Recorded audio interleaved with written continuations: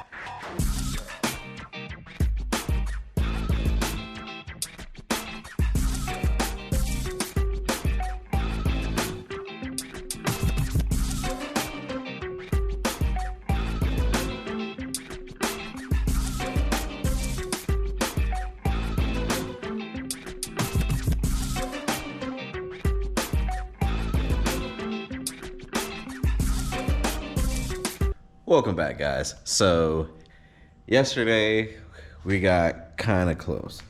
We are still working on this door, coming to a nice approach of getting it to where the glass will fit in between this gap. This is something you want to do slowly because, like the old adage, you can always take away material. It's a lot harder to put it back. So we're coming up. I think I've got this part, just trying to get it all even. I'm gonna pull off the gasketing and measure kind of the distance because I think I was able to fit the glass in here pretty smoothly, like right here and on that side on the edge is a little tight. So want to get that going, and it's fun where you saw us moving this around and using the good old battery charger. It'll move the motor just fine. So we've been moving this up and down so we can fit it and kind of see how the glass needs to sit. But yeah, this is a lot of fun. The instructions don't really tell you a width of you need to open up this channel to make the glass go through smoothly. So yeah, once I figure it out, I will let you guys know. But stay tuned. Back to work. It's just me in the garage, so do what we gotta do.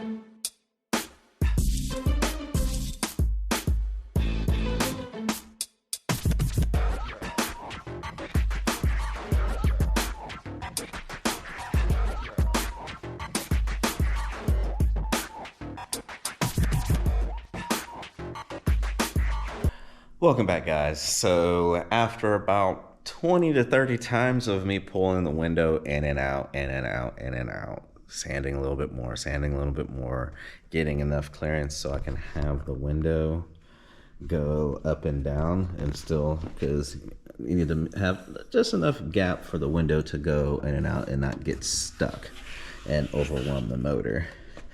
There's also another thing, a little trick that I did.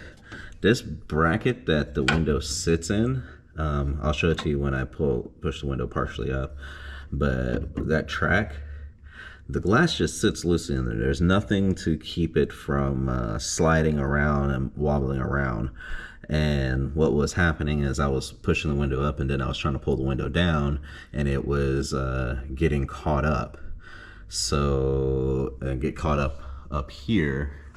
So I was like, you know, what can I do? So I ended up putting some duct tape along the bottom edge of the window so it'll have something to grip onto.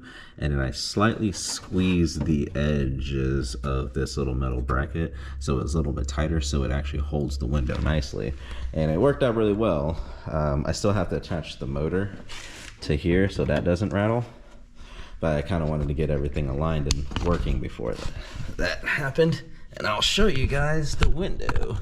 Let's see if I can do this. And without messing it up. So Here goes nothing. Can we see you? What's up, people? Yeah, you can kind of see it. All right, so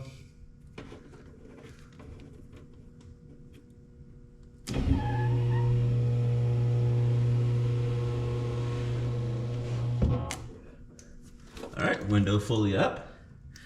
And here goes, I was able to do that a while ago. This is the part that was annoying. I couldn't get this to happen, but got the window to go down perfectly. No issues. Yeah, boys. So, hold on, let me show you that track what I was talking about. We'll do it partially up.